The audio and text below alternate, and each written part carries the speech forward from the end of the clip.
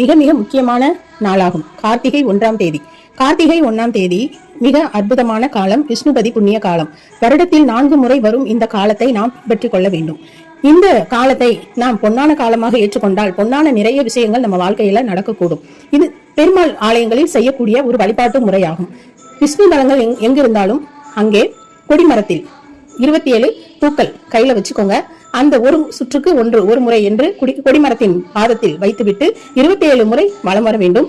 கொடிமரத்தை மட்டும் வந்தாலும் சரி, முழு ஆலயத்தை வந்தாலும் சரி, ஆனால் கொடிமரத்தின் கீழ் தான் பூக்களை வைத்து முடிவுரை செய்ய வேண்டும். இப்படி ஆரம்பிப்பதும் கொடிமரம், முடிக்கும் போதும் கொடிமரமாக இருக்க வேண்டும். உங்களின் வேண்டுதல் ஒன்றாக இருக்க வேண்டும். நீங்க கண்டிப்பாக இந்த வழிபாட்டு முறை நீங்கள் வேண்டியது வெகு சீக்கிரம் நடந்துவிடும். எப்பேற்பட்ட வேண்டுதலாக இருந்தாலும் சரி, இதனை தவறாமல் வழிபாட்டில் வைத்துக் கொள்ளுங்கள். இந்த நேரம் எப்போ அப்படின்னா, கார்த்திகை 1ஆம் தேதி காலை 6 to 7 மணிக்குள், அதாவது காலை 6:15க்குள் இந்த வழிபாட்டு முறையை முடித்துக் கொள்ளலாம். அதுக்கு முன்னாடி எங்களால் செய்ய முடியும், ஆலயம் திறந்திருக்கிறது என்றால் நீங்கள் அப்பொழுதும் செய்து கொள்ளலாம். விடியற் காலை 1:30க்கு இந்த நேரம் ஆரம்பிக்கின்றது. அதாவது கார்த்திகை 1ஆம் தேதி விடியற் காலை அதிகாலை 1:30 7 மணி நேரம் இருக்கின்றது. இதனை பின்பற்றி கொள்ளுங்கள்.